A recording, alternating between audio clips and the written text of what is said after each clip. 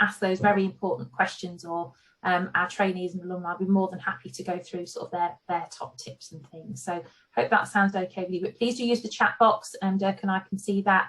If you've got any questions you prefer to communicate that way, that's absolutely fine. So let me see if I can find the share screen button. Here we go. I'm not that technical at all. I should be by now, but there we go. So here we go. Over to Dirk. Thanks, Joe. I won't spend too long on this, because I know the key thing will be going off into breakout rooms and speaking to the people who have done it or are doing it at the moment. Probably makes more sense, and it's probably what people want to hear. As Joe said at the start, there are obviously like expectations that put down from the DFE over minimum time spent in school, minimum time spent training, in central sessions, etc. So we're quite limited in terms of what we can do in terms of it is what it is, and to get qualified teacher status at the end of the year, you do need to hit certain benchmarks. So what we try to do is for next year is almost like create a package that would support as the first protocol, and then longer term we're going to look at probably like working with key people who have got probably an in nationally, to see if we can do something about the actual course itself and the model of that. So there's a few list of things here that our package is going to be next year. The first thing obviously is this event. It's the first time we've done it in this way, and these sort of things we're hoping we'll have them moving forward. And maybe, as I said at the start, with me trying to find my little podies and stuff before it started, maybe we need to have it about 9:30 at night when everyone's gone bed this session, don't we, for the last hour of the day before we go to bed, because we're sure we're all people are cooking, etc., as they said. But certainly these pre-course networks we're really keen on. So trying to get to know people and getting to know their families is really important. So when we're making important decisions about your training, we know when you mention your child by that, we know their name, and we know, oh yeah, I know, yeah, and you've met them, and you definitely have a better, it's like with the children in the schools, really, you have a better understanding when you know the family circumstances and know the children we're talking about, and the partners, or if you're a single parent, etc. It's really important that we understand that. So these ideas, having these networks, but also the face-to-face ones, now we're allowed to have face-to-face again. The idea of having like a stay and play, where we can get your families along, have a bit of a play session, and we've already it's been speaking to venues that will host them in Nottingham and Leicester, so it'll be regional, and people who run those sessions, sort of like the sort of fun, maybe some of the, give an example of the sort of after school clubs that we do in our schools, we can have that sort of with your children involved as well, and get to know a network, because the key is we don't want you feeling like you're on your own, and you will have sort of like people on your course who are in the same boat as you, that you can ping them a little message if you build that relationship up, and have a word with them. You don't always necessarily have to come to myself or Joe or others. You can go to a peer. Family friendly events throughout the whole of the training. So for those who have either trained with us or are training currently, you'll know that we always do a residential.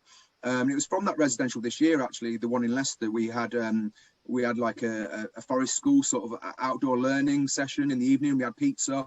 And I just turned to Phil, who runs the Leicestershire hub, to say, actually, wouldn't it be nice we could have brought our families along here? And, my lad would have loved playing football with some of the other kids. And they'd have loved all the pizza, and the forest school we did, etc. So the idea of, throughout the year, keeping those links going, and anything that we do outside of the school day, why not get our families along, and not just make it about trainees, make it about trainees' families as well across the year, and ours as well. I want you to know, and Joe's the same, that we've got our own families, and we're very open and honest about that, and getting them along, and just making sure that we're all in it together. The trainee buddy system. So we've got Afshan as an alumni here. So the idea that you would be buddied with someone who has gone through the program yourself. Themselves, so someone in the same boat as you, as I mentioned at the start, so you can ping them a message rather than thinking you have to come to somebody else, that you've got almost like that buddy who's been there and done it, and can give you advice whenever you need it throughout the course. Because there'll be moments, there'll be dips during the year, there'll be highs, there'll be bits where you're struggling when university assignments are due, and you start in up in the planning and the delivery in the schools. You're going to hit, as people have experienced, there might be a slight dip, and things happen in home lives, etc. And having that sort of buddy system would be really useful. Family friendly placements. This is where we're going to listen to what you're saying to us, really. And what I can't do is promise that you're going to be in a placement school you know, in your local area, in your village, and it's walkable, etc. You know, because that's possibly unrealistic with the limit on the schools that we've got, and we've got to, you know, share it out equally. But certainly we can work on that, and we'll do, it says individual here because it's on a case-by-case basis, really. So if you have a certain circumstance that we can help with, then we'll certainly will support that. That could be the start of the day, the end of the day. But alongside that, you know, there is the expectation as a teacher, and that's where, you know, the presentation that we've got at the end from Emma will talk about when you become a, you know, qualified teacher, there will be staff meetings. You might have a staff meeting until 6 o'clock on a Monday, and what flexibility have we got there? Well, hopefully we can be flexible around the non-negotiables that happen as a teacher. So there'll be more about that from Emma, who's the expert in that, but certainly we'll try and work with you on making sure that they are suitable for your home circumstances and your lives. And then the final bit, and obviously we've got Afshan here tonight and the presentation from Emma, but when you do, you know, hopefully come onto our course, and then you'll graduate from our course and you'll get a job. It might be with Inspiring Leaders or elsewhere, but if it's within Inspiring Leaders, then certainly we'd like you to be then the people who then do this. So you become the alumni, the buddy system, and be the ambassadors for us and really represent. And like I say, we're learning all the while, and this is the first step really to moving forward. And for instance, we are trialing a part-time route. Some other providers do, I'll be honest with you, do offer a part-time route, but we want to make sure that it doesn't almost negate sort of the quality of the program. So we're trialing it at the moment, and hopefully maybe someone like Andy for the following year who's looking for possibly 2023 we'll have some idea of what a part-time route might look like through us. But at the moment it is a full-time route, and it's about putting the support package in place to make sure that you get through the year. And Emma will talk more about what that means on graduating and getting a job, because obviously there'll be part-time jobs available, there'll be flexible working, job shares, and everything that Emma will talk about flexible working moving forward. Hopefully that's a good summary, and I'm sure people will have questions, and as we go through, the alumni and the current trainees will be able to answer most of them alongside myself and Joe. Thanks, Joe. Any sort of themes, any of our current trainees or alumni want to just share any particular themes or any particular question that people are interested in knowing the answer to? Kerry C or Kate B, were you both in the same room? Yeah, we were, yes. So one of the questions was almost like, how do you balance that? Which I think this time last year, I think I asked the same question. And it's almost, I think myself and Kerry and Laura, who was also in there, kind of said a similar thing. We said, it's not about balancing, it's how it works for you. So what works for me is not necessarily how Kerry works her time out. So I like to get up early in the morning and get my work done at the weekend, so that then I can spend time ferrying and taxiing the boys around to football matches and training and things like that. But just kind of being proactive and planning. So have a home list, have a school list, and kind of keep it all ticking over. And I think another thing is just to be upfront with your placement school. So on a Monday evening, I need to leave by about 4:45 to get one to one end of the city and one to the other end of the city. So just being upfront, actually, we're all human, and it's not a bad thing that you're trying to do this with children. It's actually part of life. So yeah, just be upfront and proactive, I think. Brilliant, Kate. Anything else to add, Kerry? Yeah, we were just saying, exactly the same. We just said about the list, and sometimes I feel as well like prioritizing those things that might not need to be done either. Like as a parent, like we were saying, both the school side as well as home. Like I think Kate gave an example. Like if there's a worksheet, for instance, at school that you might need to use, that somebody else might have already done on, then maybe prioritizing that over, being able to put the kids to bed, but then working up the other way around, like really do those ironing pile need doing above, planning for your next day. It's like prioritizing both, but like having those lists obviously help as well. But yeah, we were just like having a real good chat in ours to say, what's key is having, being on top of it, but being one step forward, I think, has really worked for me, especially in this term. you know, being like a couple of weeks in advance, and I'm having free time and free nights off, and, you know, not being able, you know, having that workload balance. I did say, you know, we did have the discussion that the first term is tricky, but you get in your head around what the forms are like, what's, you know, kind of involved and everything, where to find planning. We did, you know, we had that discussion as well, but yeah, like it gets easier as well. But yeah, so yeah, it was good. That sounds like a really, really good discussion. So, Kerry and Kate, if I asked you for your one best tip on how to cope if it all starts to feel really overwhelming. So we've got our parenting balls that we're juggling, we've got our course balls we're juggling, we've got everything else in the house that needs doing, balls that we're juggling. Can you give us one really good solid tip for how we get through that if we're feeling a bit overwhelmed? Oh, only one, Jo. That's not only one. More if you want, that's absolutely fine. Funnily enough, myself and Kerry have done exactly the same degree course, so then we've moved on to this together. So actually just having somebody to go, oh God, what a day. And we quite often message each other several times a day to go, But also I like to go for a walk. And if something's getting on top of me, I go, right, shut the laptop, get outside, get some fresh air. And then I can come back to it and go, actually, it's all right. So that's mine. Yeah, definitely. And I think that we must always remember that our self-care balls need to be juggled in with everything else as well, and that they're tip-top and super important. So I'm going to move over to Afshan. Hopefully my breakout organisation meant that Afshan, you were in a different breakout room to Kerry and Kate. So we were. So go on, you share the benefits of yours and what sort of cropped up in your breakout space. So we talked about, so one of the questions was what's the marking like? And obviously it varies from school to school and from year group to year group. So in year 5 at the moment, we've just completed assessment week, so there's a lot of marking to do and I brought some home with me. But you don't have to. I mean, some days I leave school early, but then I'll pack a set of books with me in my trolley and I'll bring them home. But it just means I can spend time with my children before they go to bed, and then I can do the marking once they're in bed, and that works for me sometimes. Other times I'll stay behind if I know my husband's going to be around, make the most of it, stay, bash marking out, and then go home, and then I know I've got the evening so I can relax. And actually we do need to take care of ourselves, and I know, Jo, you remember I find that really hard.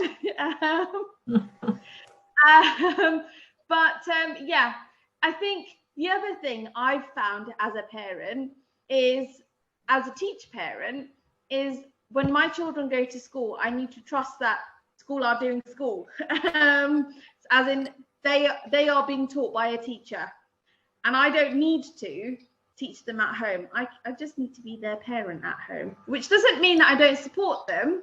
So yes, we'll do, you know, spellings and multiplication and homework, but I'm not going to sit there and work with them. I want to spend time with my child, which was a lesson actually I struggled to learn until this year.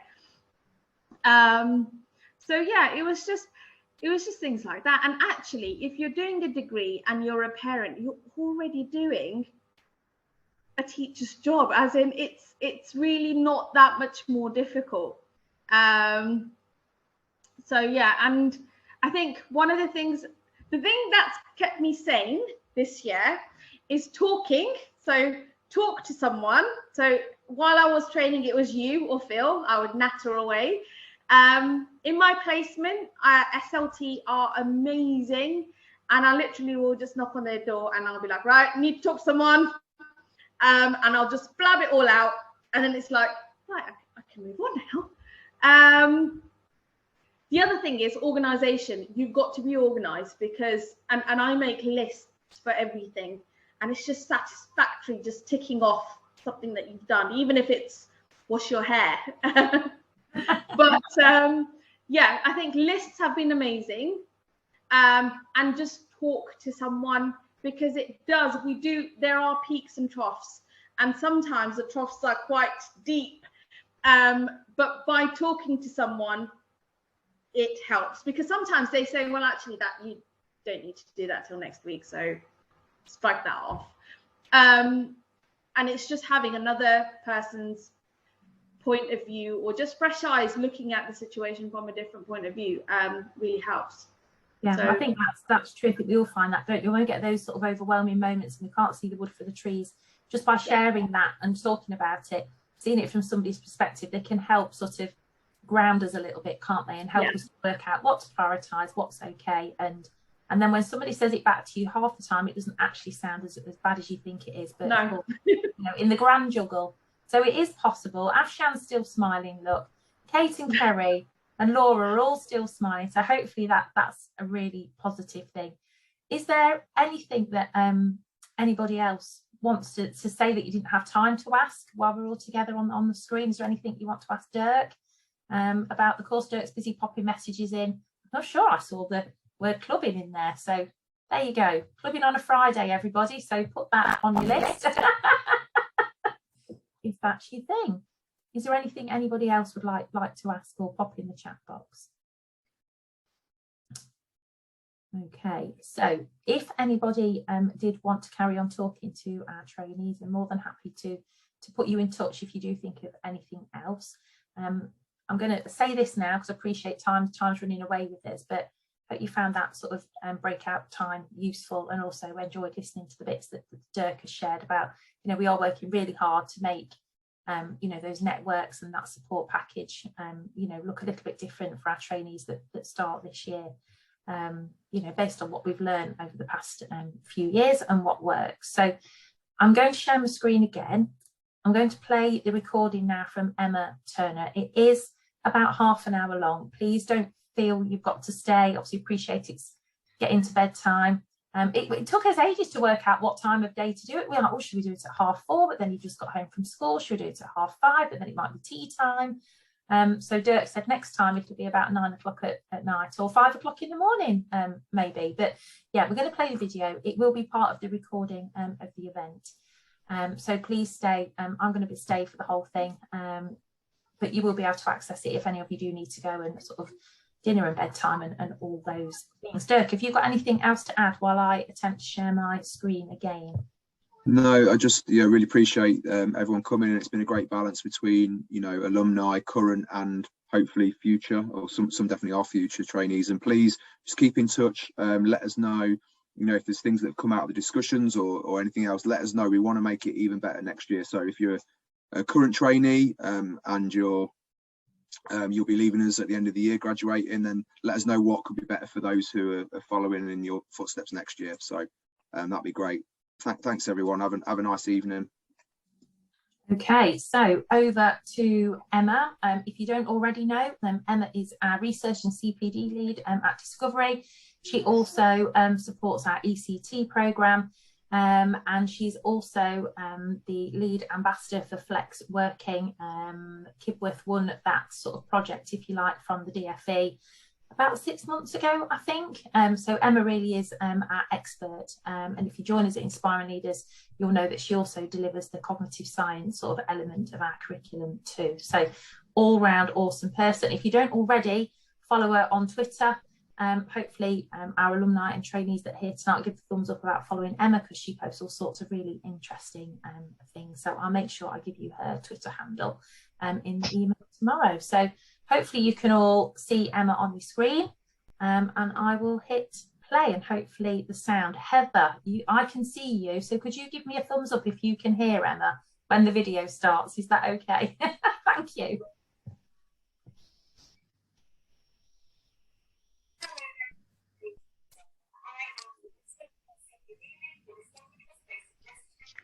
It's a little bit quiet. Oh, Don't hear the sounds shared, right, Joe? Oh, crikey, here we go. Let me stop sharing. Come on, you're doing really well. Don't work with animals, children, or Joe and technology, I think is what we've learned here. So you see, some things don't change. My technological prowess hasn't really developed an awful lot. So let's share screen again. Oh, share sound. There we go.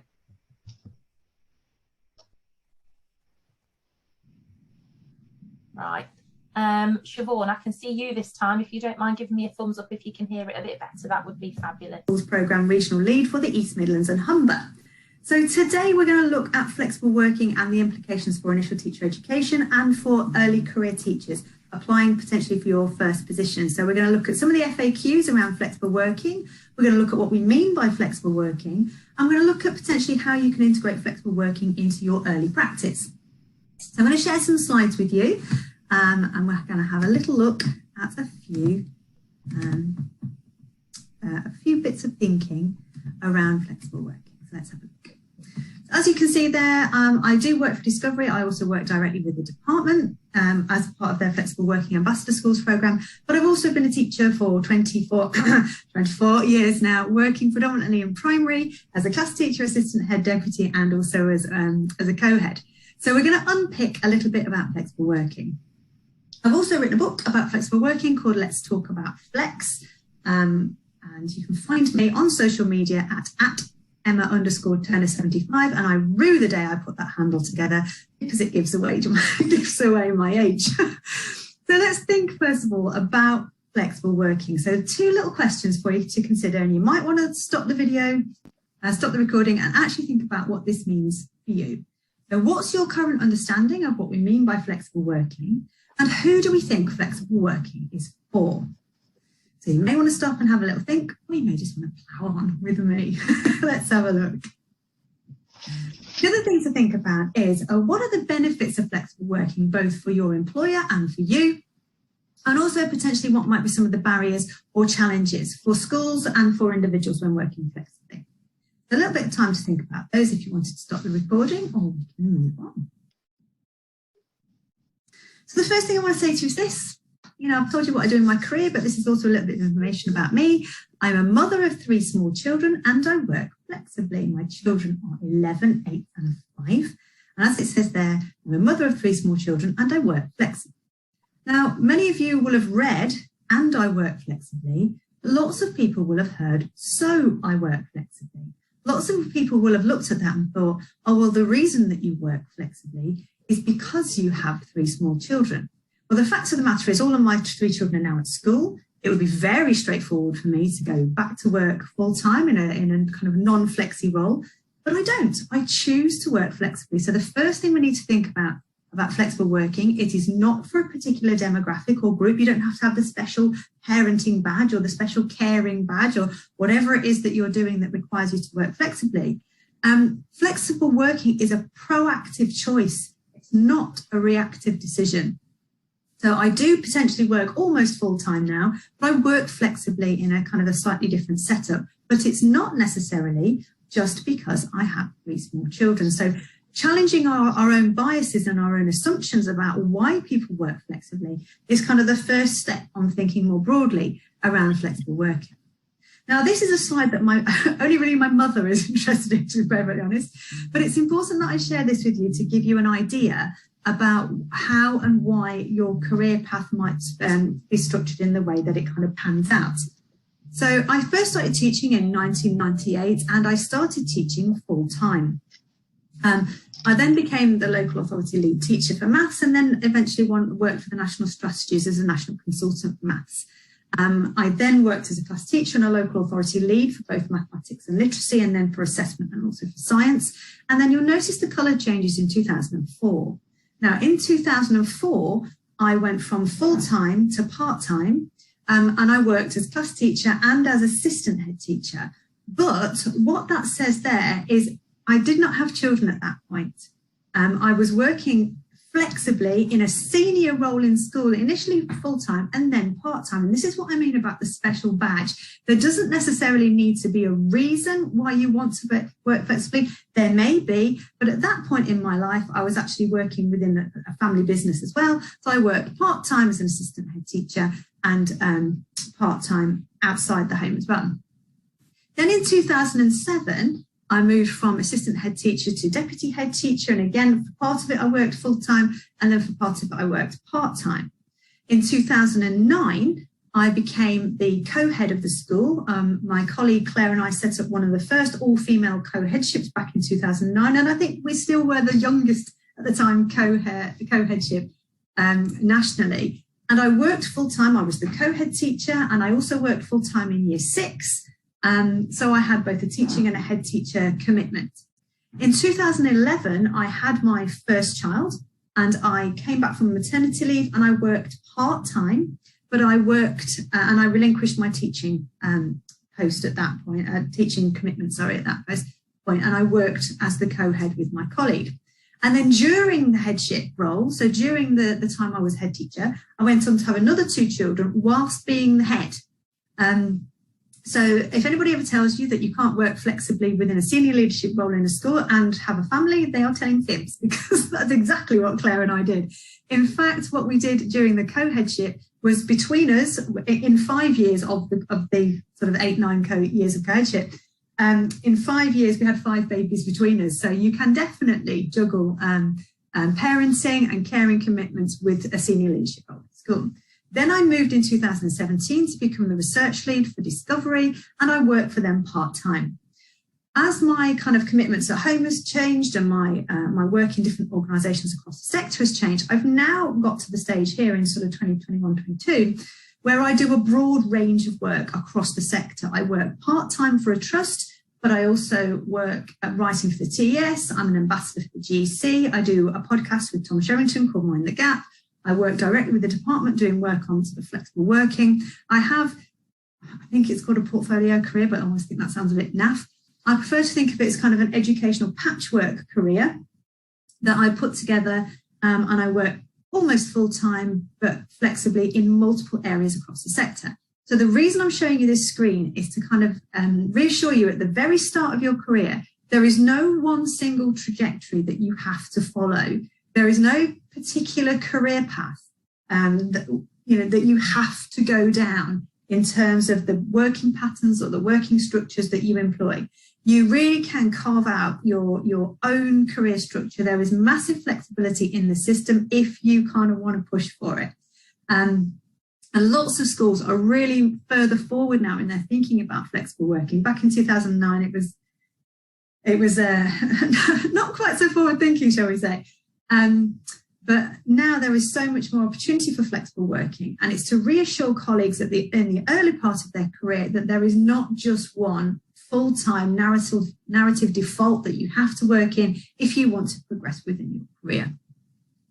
Now, the next thing is about why flexible working. So why do we need flexible working? Now, I could point you to, and I will point you to in a few minutes, some statistics and data and case studies all about why we need flexible working or why flexible working should work. But my answer to this is always, why not? Why do we not promote different ways of working in education? Why do we not provide a broad range of ways in which to develop professionals and for them to work? It seems a complete nonsense to expect everybody to work in the same way for the same hours, on the same kind of path. We all live very different, very unique lives. We all have very different sort of skills and unique things we can offer the profession. So to offer that broad range of different ways of working seems absolutely obvious to me. So here's a few stats then. Some of them are quite depressing. There was a survey done by the NEU of 10,000 teachers, and 35% of them said they didn't see themselves in teaching by 2026. We also know that great swathes of early career teachers leave the profession in the first few years of their career, which is absolutely such a loss to the profession. We've also got a mass exodus of particular demographics that leave teaching. The greatest demographic to leave teaching after retirees is women between the ages of 31 and 40. And that's hugely damaging for schools, because take out the fact women, just look at experienced professionals who are between 31 and 40. They are the people who know the school systems, who are familiar with really effective teaching and learning. They know the communities, they are great mentors, they are middle leaders, and the profession is just losing them. Now, one of the reasons may well be the statistics in that table there, the 8.6 and the 13 versus the 24.6 and the 42. So 8.6% of men work flexibly in education compared to 13% in the wider world of work. Compare that to the bottom row of women. So 24.6% of women work flexibly within education compared to 42% in the wider world of work. We cannot ignore in teaching that there is much more flexibility in the wider world of work than there is in teaching. We have a long way to go to kind of have parity between the offer and the opportunities that we give people in the ways in which they work. So otherwise, we're going to create this kind of black hole of people exiting the profession. So there's one of the reasons, or a few of the statistics that underpin why we need to focus on flexible working. Now, also, there's this study carried out by TimeWise, who are a recruitment and HR agency specialising in flexible working, and 87% of the UK's workforce, they either are currently working flexibly or they really, really want to. And that's broadly the same for men and for women, and it's broadly the same by age as well. So people want to work flexibly. And so we need to make teaching attractive and doable to keep people in the profession. This is a really interesting study that was by TeacherTapp. And if you're not signed up to TeacherTapp, sign up to TeacherTapp. A little question every day, and you can collect kind of tokens for answering your questions. Then you get free books, which is great. But this question here said about, in 10 years, in an ideal world, what job do you want to be doing in education? And if we look at head teacher, there's a huge disparity between men and women in terms of how many of them see themselves in 10 years wanting to be in a senior leadership role at the level of sort of head teacher. Now, that kind of aligns with the demographic there, leaving teaching, and the fact that lots of women will take a maternity leave or a period of parental leave or adoption leave, and they may not see senior leadership roles as being accessible when balancing family. It may not be that, but very often when you talk to groups of people, then the lack of flexibility for balance or perceived lack of flexibility of balance within headship roles is often cited as a reason why women feel that they cannot access those senior leadership roles. So offering a broad range of flex across the sector will hopefully encourage much more representation from lots of different groups. So there is a national commitment. This is a big thing. Flexible working is a big thing. The Department for Education have set up their Flexible Working Ambassador Schools programme, so one for each of the regional school commissioner areas across the country. There have been a series of leadership webinars led by sector experts for school leaders, for governors, for school business leaders. And the DfE are providing or producing, in consultation with sector experts, lots of materials to support schools with flexible working. So there is a huge national investment and commitment to promoting flexible working. So this kind of the sea change, the step change is starting to happen in schools. Now, what we mean by flexible working is kind of, there's three main elements to it, to be perfectly honest. And you will have, or you may want combinations of those three main elements: where you work, when you work, and how much you work. So where do you do your work? Is it on site or is it at home? Is it remotely? Do you dial in for all of it, for part of it? Where does the work actually take place? Then when do you do your work? So, what contracted days are there? Do you work, do your hours get adjusted? Are you allowed to kind of leave early, take work home, do it in the evening? So when do you do your work? And then how much do you work? So how much are you contracted to do? So are you full-time? Are you part-time? Do you kind of flex your hours, excuse me, like I have when I've moved between full-time and part-time? So where do you work, when do you work, and how much do you work? So they're the three main elements of flex that you kind of play around with. So when you're thinking about flexible working, one of the first things to do is to think it's not just part-time. There's flex in where I do my work. I may work full-time, but work in different places of part of the week. I may do my work differently. I may leave early, but actually then later on in the day, finish work in the evening. And then there's how much I'm actually contracted to do. The DfE also has these definitions. There's part-time working, a variety of hours, and in-year flexibility. So all of these things here are the actual DfE definitions of what we mean by flexible working. So for part-time working, you've got part-time and job share, and they are different things, and people often conflate the two and they're not. Part-time is a body of work that needs doing that's less than the amount that would be done in a full-time role. That's like my role with Discovery. Nobody does the other part of my role. It is just me. It's a part-time body of work. A job share is different. That's a full-time role that is shared between 2 or more people. So very often you have a job share as a classroom teacher role. And then there's phased retirement. So you may be moving towards retirement, and then you're kind of scaling back your hours, but you're staying in the same sort of role that you had before. Then there's the variety of hours. So you can be employed either on a full-time or part-time contract, and then you can play around with the hours that you do. So you might stagger them. So you might come in late, leave late. You might compress them. So if you're contracted to work sort of 3 days, you might compress it over 2. That's more often for support staff. And then for in-year flexibility, there's opportunities to work in different ways to respond to things that are happening. So it may be that you have flexibility across the year to do some home working or remote working. It may be that you are allowing flexibility for personal or family days, maybe to attend an awards ceremony that a family member is receiving, or it may be to attend a child's sports day or Christmas performance, or whatever it is. And then there may be loo time. So if you've attended an evening event at a school or a series of evening events, or you've been on a residential, or you've attended training on a day that you don't normally work, you might have time off in lieu for that. So there's plenty of different ways of looking at flexible working, and lots of those apply to both full-time roles and part-time roles. Flexible working is not just part-time. So there's also these types of flexible working models that you can have in your school. The first one is this idea of a contractual change. This is a legal contractual change. So this may well be, so say, for example, you worked full-time as a classroom teacher, you had a period of maternity or paternity, or it's not paternity, sorry, a series of parental leave, maternity leave, and you're coming back and you want to reduce the number of days that you work. That would be a contractual change to your working contract. You know, you would sign it, it would be agreed, and actually you are going from a formal 5-day-a-week contract to a 3-day 0.6 contract. That's a contractual change. The next one would be a local agreement. Now, a local agreement, we don't mean locally in like the village or the town where you live.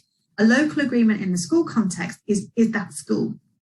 So it would be agreed with the head teacher or head of department, and it would be potentially, so for example, if you had on a Thursday, you wanted to come in slightly later because you wanted to drop a child off at nursery, or you had to see a parent's carer, and that was a regular thing. That might be a local agreement that was agreed with you that on Thursdays you could come in slightly later.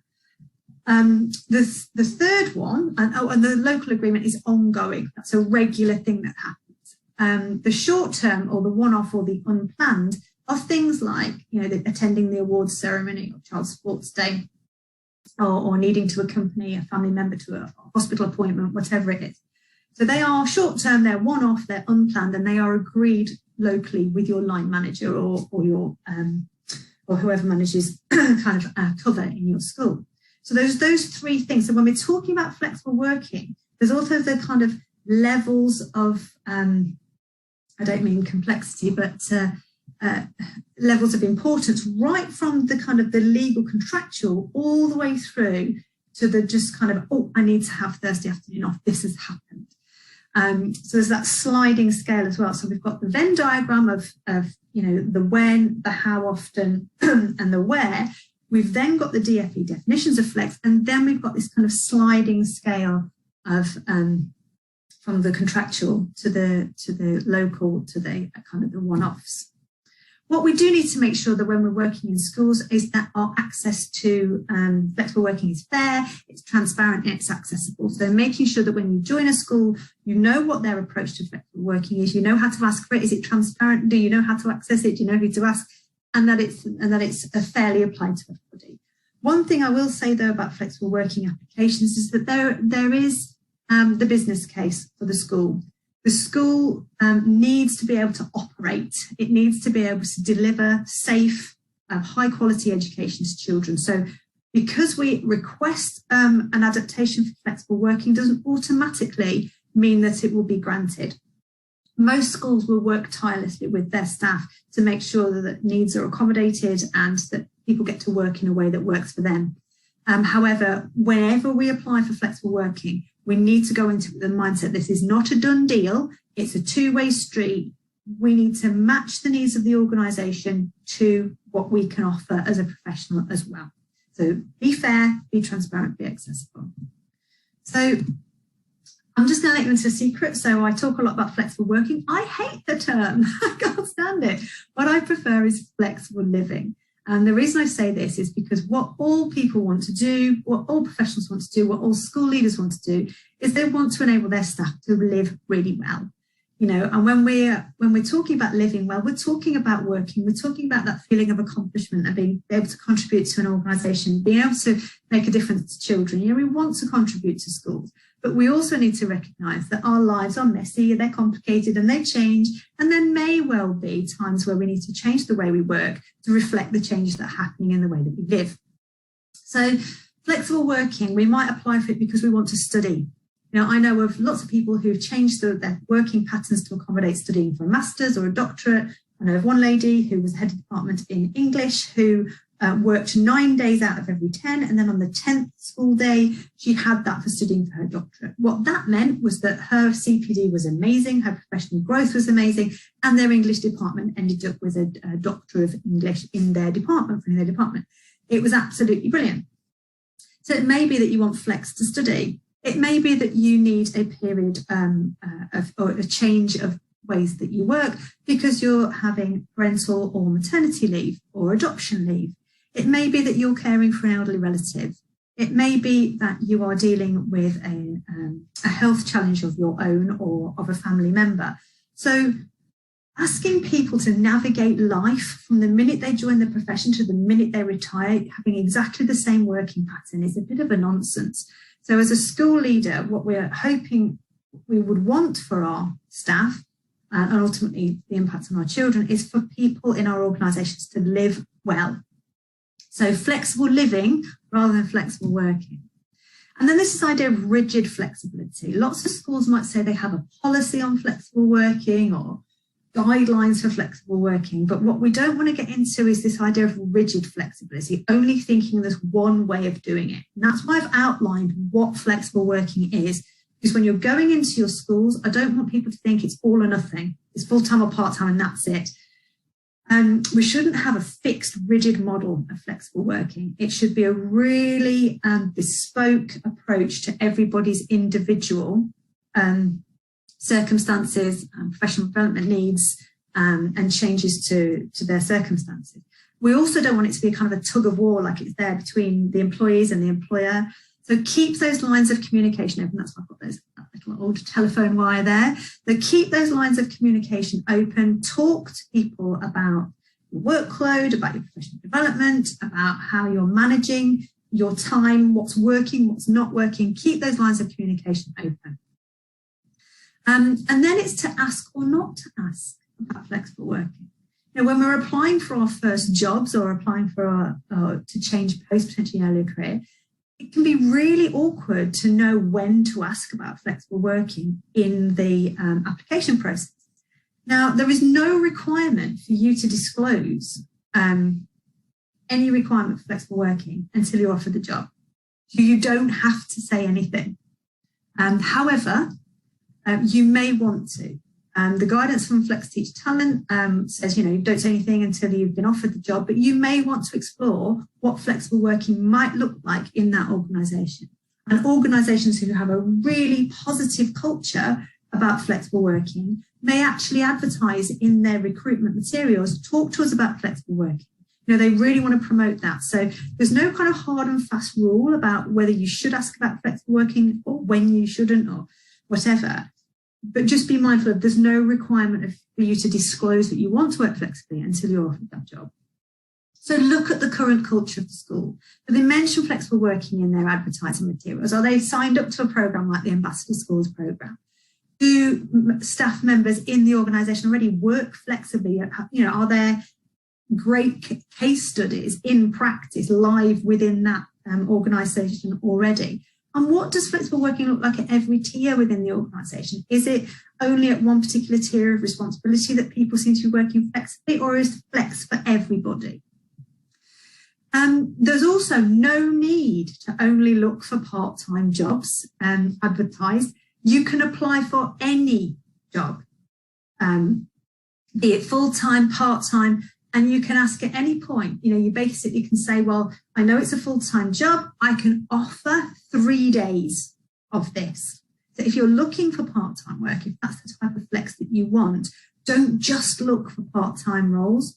Very often schools might be able to cover the other part of your role, or they may have somebody else in mind who'd be great for it, but also wants to work part-time. So don't think you can only apply for part-time roles that are advertised. You can apply for any role and then say how much of it you can do. Be sure of what you want. So if you're going to ask, Spice Girls in my head now, tell me what you want, what you really want. Be sure of what it is that you want. So when you're asking for flexible work and the offer can't be accommodated for business case, whatever, have a plan B. So don't just go in with, I want this and that's it. Actually have a plan B. What could I do slightly different? So I could do like this, or I could do it like this. This would work, or that would work. And also be sure of what it is that you want. Is it part-time that you want, or is it actually a different kind of flex that you want? Staggered hours, chance to work from home on occasion. Would that be able to retain full-time work with a little bit of flex, or do you genuinely want to work part-time? Just be really sure what it is that you want. The reason I say this is because obviously, and it seems a long way off for people who are potentially only just starting out in their career, if teaching is your first career and you're coming into it as a younger professional, is that your pension will be affected if you go part-time, and you need to factor that in. So your pension contributions will be lower if you work fewer hours. So it's looking really carefully at actually whether full-time with a bit of flex would really work, or whether you genuinely want part-time and you have factored in other aspects such as pension contributions.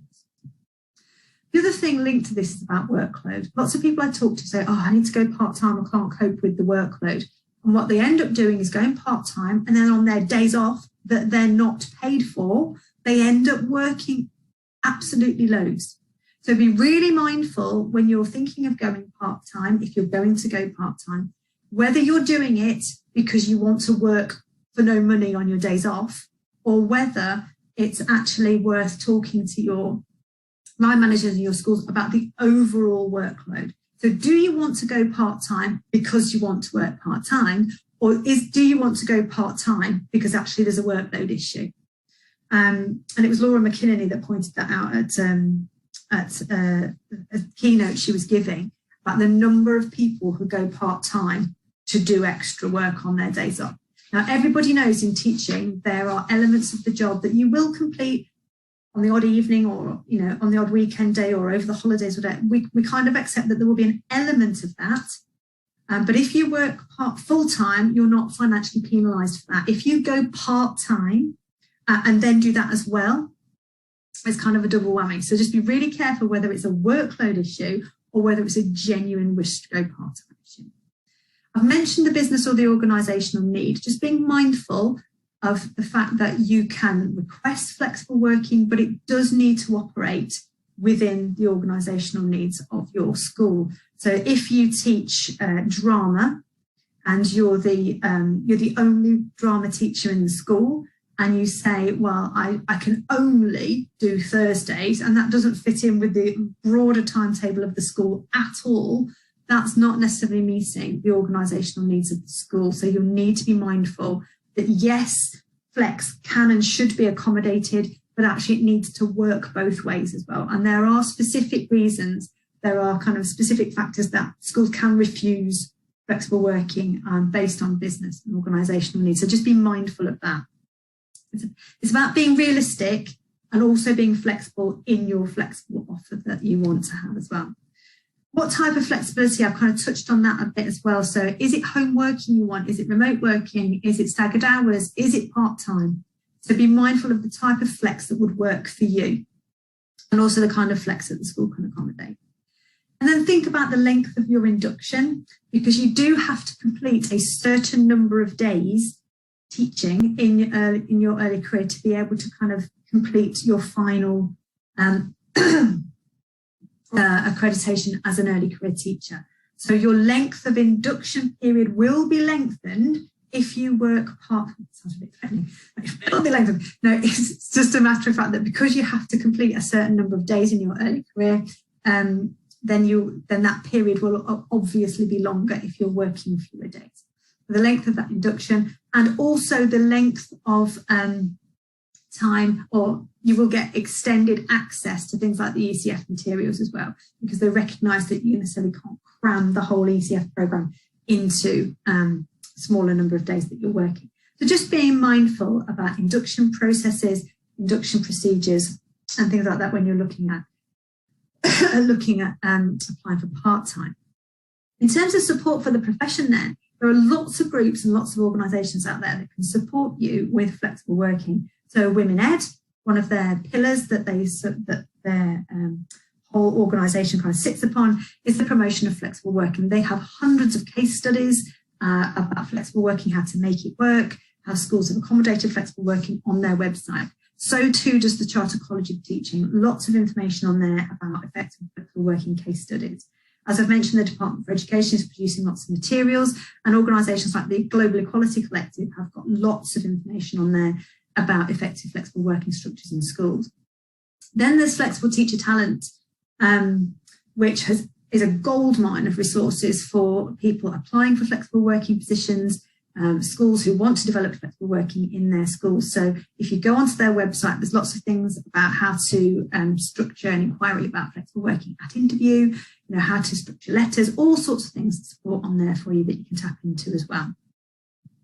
So that kind of brings me to the end of our session here then, this idea about what your key takeaways might be. So I'm hoping that your key takeaways are that you see that flexible working is for everybody. You don't have to fit into a particular mould or be in a particular group to access flexible working, that there are different sorts of flexible working. It's not just full-time, part-time, and that your flex can change across your career. You can also apply for jobs, any job, and then request the kind of part-time element or flexi element at any point. So I'm really hoping that that's useful for you. As I've said, you can contact me via Discovery or on Twitter at Emma_Turner75. Feel free to get in touch. And there's plenty more information as well in the book, Let's Talk About Flex, and on the DfE government website. So I'm really hopeful that that was useful for you, and enjoy your early career. Lots of people say this, but teaching is the best job in the world. I've been in it for 24 years and I can't imagine doing anything else. So enjoy your early career adventures. I hope you get to work in a way that enables you to live really well and to contribute really effectively to our children. So see you soon. Thank you. Bye-bye.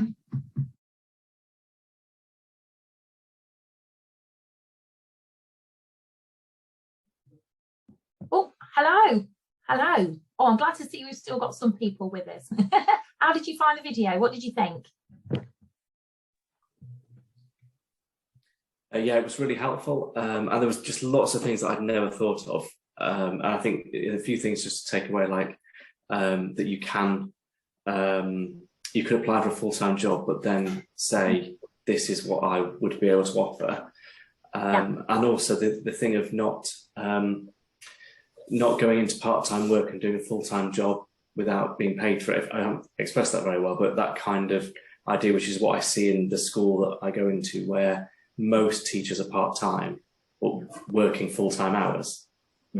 Yeah, it's very thought-provoking video, isn't it? I think it's really good that Emma broke down all those different terms and kind of helping to banish those assumptions of what people think flex is or part-time, and in job share, and all that terminology. It really helps, doesn't it? And like Dirk said earlier, there isn't much we can do about the year training, although I think it's 10 months really, sort of September to July. But there are a lot of different ways that you can approach your working life when you've qualified, which is really useful to know, and it's really up and coming. It's going to be more prevalent, which is really, really great. And people like Emma are fantastic at sort of spreading that word and supporting other schools as well across the country. So hopefully it'll be, absolutely, lots more opportunities there for that flex approach. Oh, thank you, Isabel. Useful being told about all the potential options on offer once qualified. Absolutely, because we already know that this year you've got a family. There's different juggles, different stresses and strains that training year can bring, and a full, from that full-time perspective. But it doesn't have, it doesn't need to be like that once you are, qualified and you're going into that place of work. Sorry, my husband's cooking dinner in the background, so you can hear the pots going. So I'm just going to shut my door. Oh, and now the dog's coming. Right, you go that way. There we go. So yeah, definitely, it's, we're all human, aren't we? It's really great to know what those options might be. Has anybody got any other questions or anything to share that they found really interesting? Oh, thank you, Gillian.